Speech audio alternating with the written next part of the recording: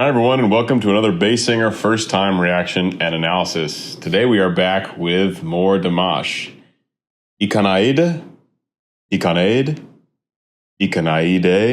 Not sure how to say the title of this one. Someone can do a very polite spelling of this out phonetically in the comments. That'd be wonderful. We're back with Dimash, guys. It's been a while. Dimash is one of the most gifted vocalists on the planet. He's one of my favorite people to react to and analyze because there's so much to say about his voice and his singing and his artistry and everything. He's really, truly a gem, a special artist indeed. Guys, please like the video. Please subscribe to the channel. Please leave a comment below for the algorithm. And if I am enhancing your listening experience, I ask you to humbly check out my Patreon and consider supporting me as an artist for as little as $1 a month. Link is in the description below. Without further ado, let's jump in. We got a 6-minute video here, so this could be a really tough one to keep under half an hour. Gonna do my best, keeping this intro short. Let's do it.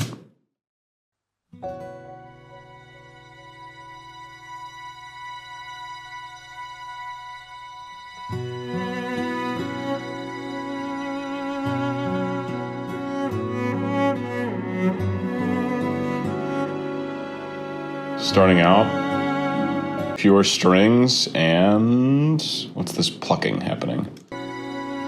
We have obviously, well, pretty sure it's a violin section and solo cello, acoustic guitar,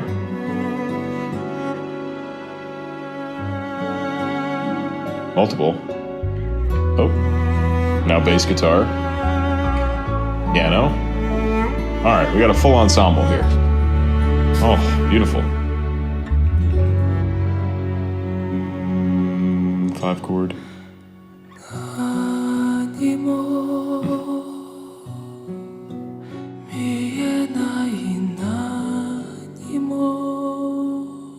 This is the Dimash Kudaibergen's signature start to a song where he goes as light and breathy as possible, to the point where his vocal folds aren't even coming together the whole time. When your vocal folds come together, means you're phonating, means that creates pitch. When they're not, it's effectively a whisper. Now, the reason you can still understand speech, the reason speech and singing is still intelligible when your vocal folds don't come together, is because the whole structure of your vocal tract, how your tongue shape is, how your mouth shape is, how your lip shape, these affect speech patterns so extensively that even with just air, there's enough altering that the sound coming out that you can still tell speech when people aren't phonating. It's amazing. It's like the coolest thing ever. So even when he pulls off completely, you still can, it's still kind of like he's singing, even though technically he's not. He's the king of starting out like as soft, as intimate as possible, like he's right whispering in your ear, and then blows up later with belting and operatic fireworks and stuff. It's great. I have no doubt we'll get there. See, so he goes, animo, and it's just air at the end, not even phonating.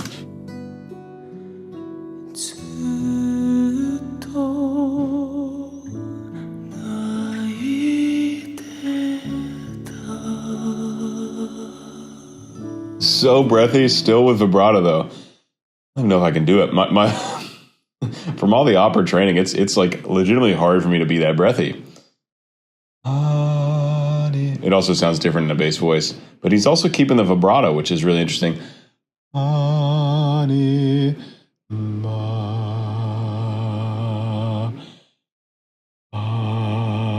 That is such a weird sensation. Now I'm doing it an octave lower than him. He is much more comfortable in his high notes than I am, obviously. So generally when I do examples and stuff, unless I feel like trying to squeal out whistle tones to keep up, it's generally going to be the octave down. Anyway, interesting that he still puts vibrato in his sound, even if it's super breathy.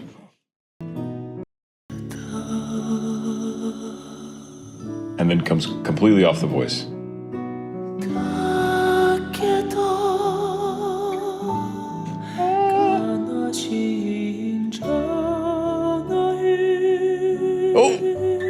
Oh, you can already see, you can already hear just the slightest influence of the operatic stuff he does.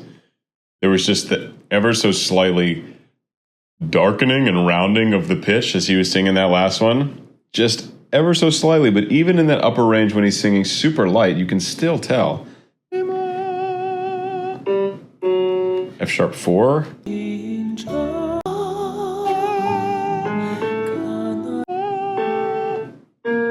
Wait.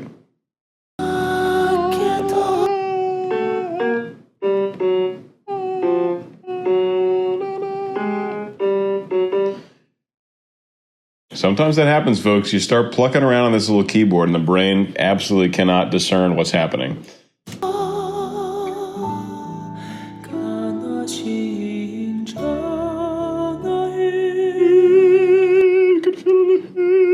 That's different than... It's a little darker, a little warmer.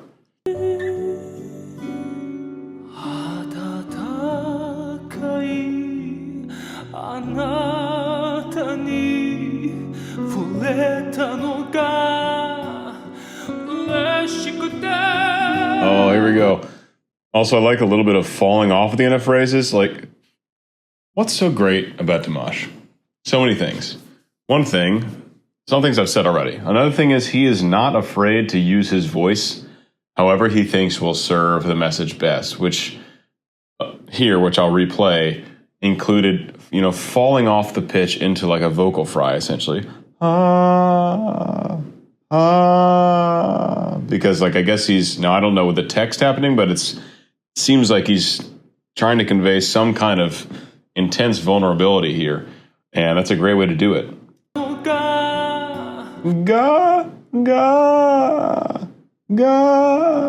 See, falls off into that vocal fry.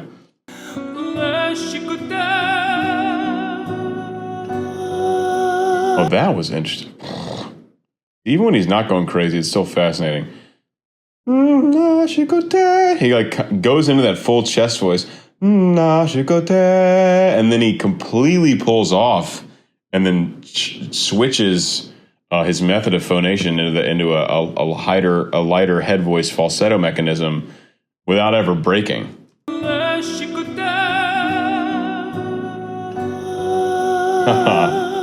That's really impressive.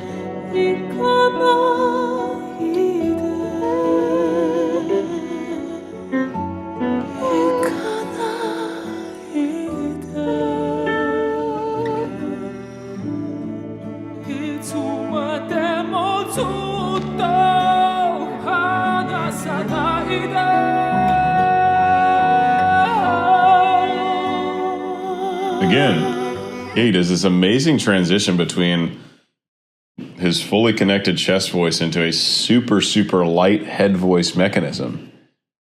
Just wicked, wicked vocal control.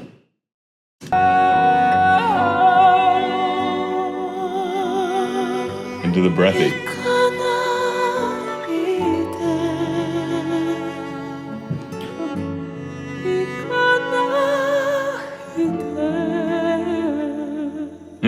Like that chord.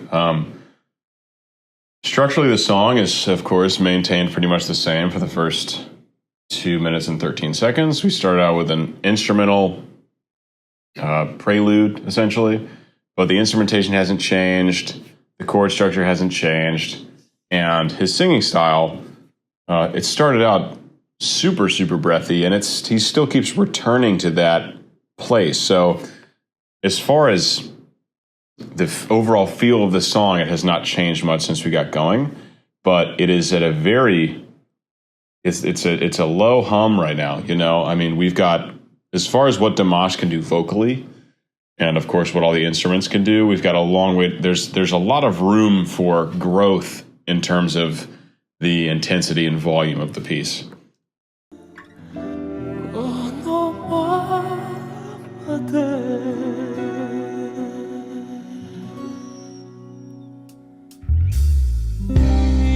Okay.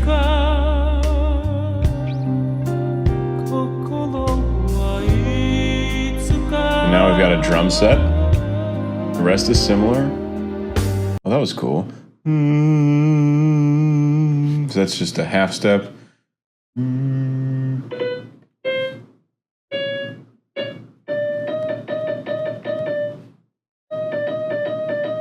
so, Shuji?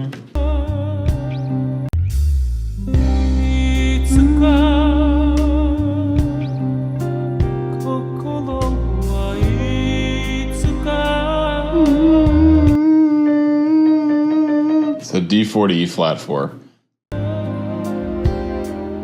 It gets super light. All right, so notice he went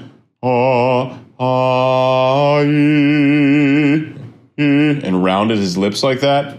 That's a great way to keep an E vowel, which can be very kind of bright and forward. That rounding of the lips is a great way to lengthen the vocal tract. If you just like look at me, I'll try to give a profile view. Like here, you see how this just lengthens the distance from the tip of my lips down to here where my vocal folds are?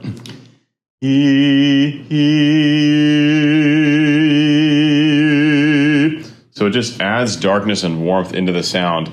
So you can tell when Dimash is shifting into his more operatic technique based on the vowel choices he's making with his mouth. And of course, you hear it immediately.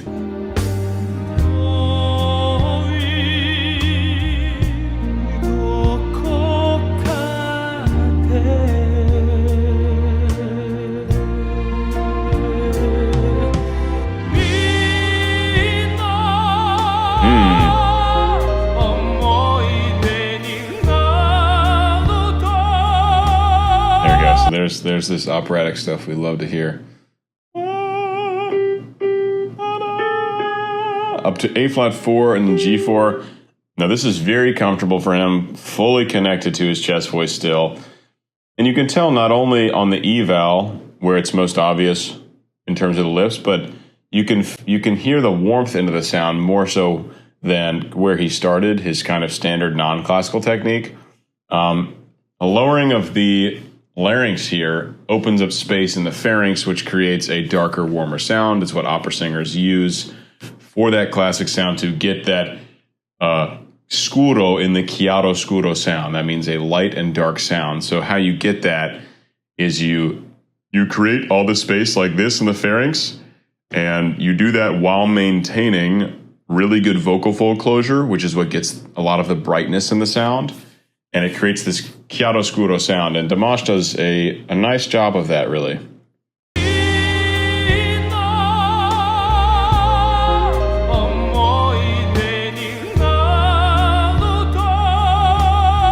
you can feel how the tone, the timbre of his voice on those high notes is a bit warmer and more rounded than if he were just belting it like a musical theater singer or a pop singer.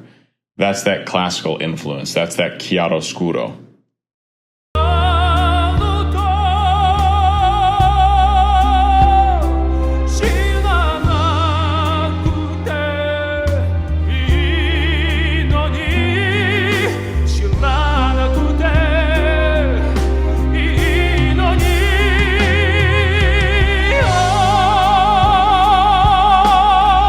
Revving up, you can tell he's overloading the microphone a bit there. You can hear a little bit of that coming in. So whatever volume, I mean, I hope they're adjusting the volume on that thing as they go, because if they had it tuned to where he started, that super quiet, super soft, breathy phonation, like that's never going to handle the big operatic style singing, which is inherently much louder than other styles, because opera singers, the technique is so that you can sing against a full orchestra without a microphone. Now, Dimash doesn't have to deal with that because he's always microphone, singing in these big stadiums and stuff. But for real professional opera singers, we sing with a full orchestra with no microphones. In most cases, if you're doing like a concert performance or something in a huge venue, then you use microphones. But I'm talking like an opera in an opera house, just orchestra, no microphones.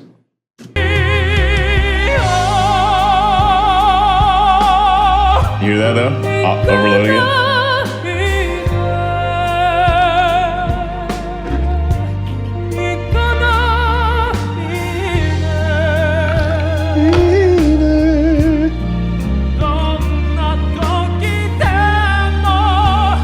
I guess he's got sheet music here to reference as needed. Nothing wrong with that. That's like often used in studio recordings, especially if it's, Dimash is a really busy person. They probably threw the music at him, not too far ahead of time. So it's probably not super solid on the memorization. So maybe some lyrics here, maybe some music to follow along with. But either way, it's not taking away from his commitment and conviction in this performance.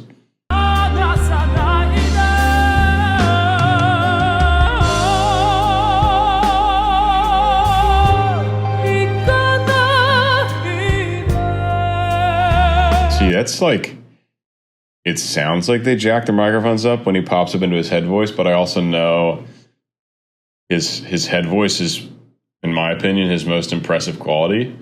And so it very well could be louder than his pure chest voice. That's how it is with female opera singers. They train their head voice and it becomes far louder than their chest voice. So Dimash could fall into that camp. And you hear it here. He pops into this head voice and it's like, whoa. Right there. That's so much more present than how it is right before and after.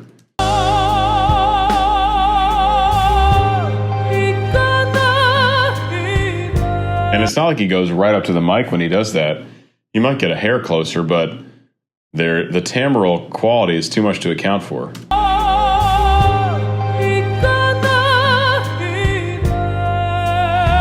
That's pretty crazy.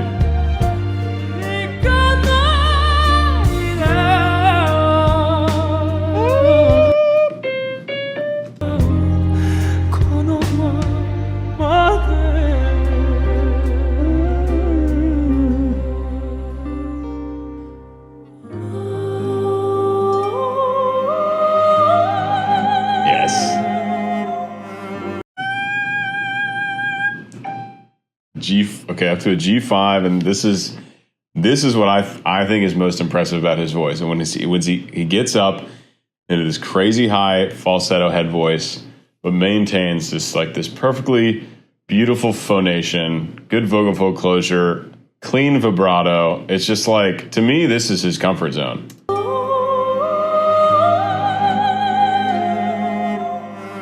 It's so easy for him.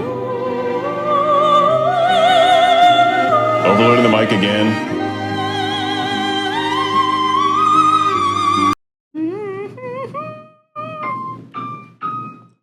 God. E flat 6. That's ridiculous. E flat 6 above soprano high C.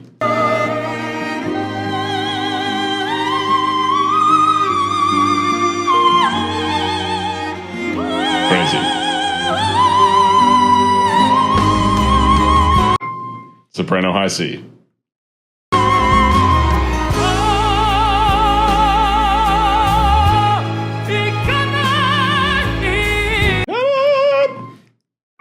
So tenor high C sharp there. And this is when he gets into the part of the range where it gets really hard to tell what's pure chest voice and what is a kind of mix voice, where he's, essentially bringing down, leaning more on the head resonance or leaning more on the chest resonance. It gets blurred lines. It becomes pretty tricky because he can transition between the two so easily, and both methods for him are so strong, especially in that high chest belt range versus anything he does in his head voice. So it's great. It'd be easier to tell without microphones. You could hear him raw, then there's more nuance you can get in the kind of timbral quality, and especially in the volume. Like a fully chest connected high C sharp is loud, really loud. So that's one easy way to tell, but we can't tell here because it's recorded and mixed and mastered and all that stuff.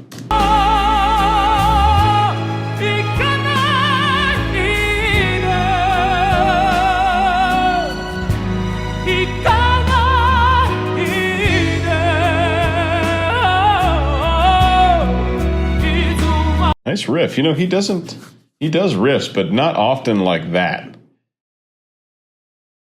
Like a kind of free form riff, maybe unplanned.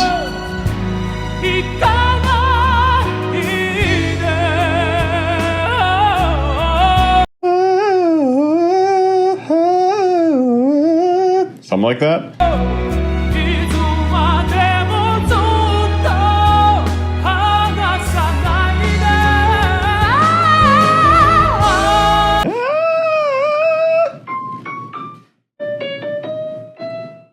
high E above tenor high C. Like, yeah, I mean, it must be. It's probably some kind of mix, but it sounds so strong in his voice.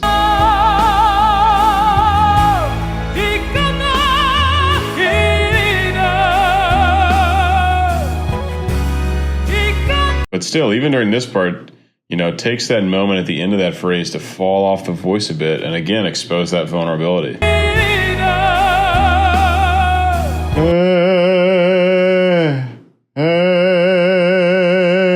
Falls off right there at the end.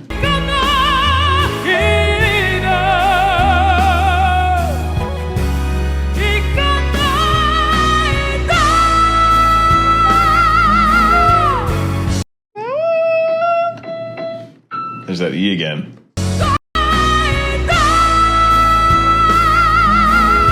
But sustained with, and I love it, he hits it and then lets the vibrato come in. Sounds pretty damn chesty. Especially, I mean, it sounds like, it's like high chest belting is a lot like yelling, healthy yell. It's like breath supported yelling. And right when he hits that pitch, it sounds a lot like yelling.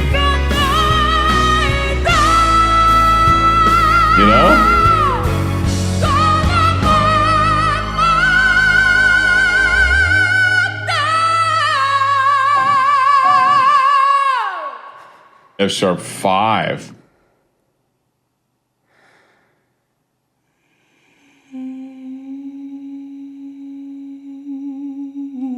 Contrast. This much contrast.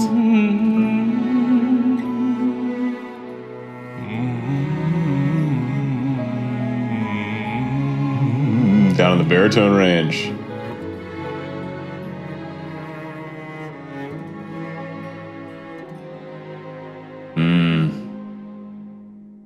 That was super cool. It's just like, I feel like the song itself was so repetitive, but Dimash has so much skill and courage to go for it in all these different phrases that he keeps it interesting.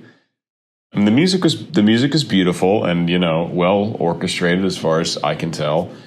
But, not a ton going on if you were to listen to this piece just as the orchestration. But with Dimash's voice bringing something new during every iteration, every repetition, and showing so much contrast between these sections, like the prelude to when he comes in, that's super breathy, barely even singing, all the way up to high soprano operatic, high tenor operatic, really getting into that healthy yelling, almost putting some grit into the sound. And then this final section brings it back to just very light humming.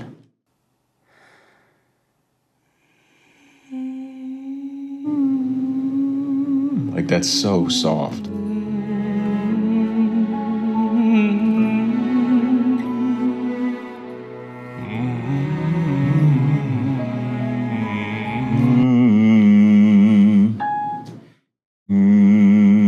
Kind of an A flat 2 there.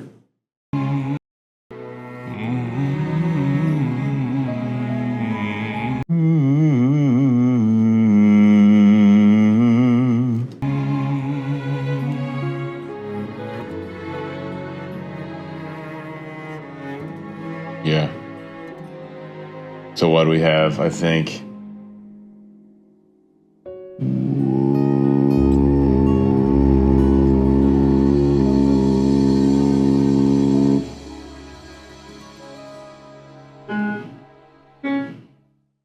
So I think A flat 2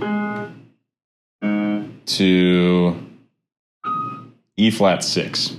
That's his range in this song. This guy, just crazy versatility, so much vocal control, especially that stuff in the beginning when he was going from like a fully chest-connected sound, staying on the same pitch, and then threading the needle without coming off pitch into a super light head voice, and then all the way into a whisper. Not many people can do that. Not many people have that kind of vocal control. So that's his vocal control, his ability to jump from one genre to the next, one style to the next. Of course, his super high head voice. These are the things I find most captivating about Dimash. I really, truly think he is one of the world's most talented vocalists, and it is always a pleasure to listen and especially for me to analyze what he's doing. So this has been fun, guys. This is Dimash Ikanaide. Again, still don't know how to say it. Please like the video. Please subscribe to my channel. Please leave a comment for the algorithm. And if you guys enjoyed this, if I enhanced your Dimash experience, please do consider donating to my Patreon for as little $1 a month. And with that, I will see you guys in the next one. Bye-bye.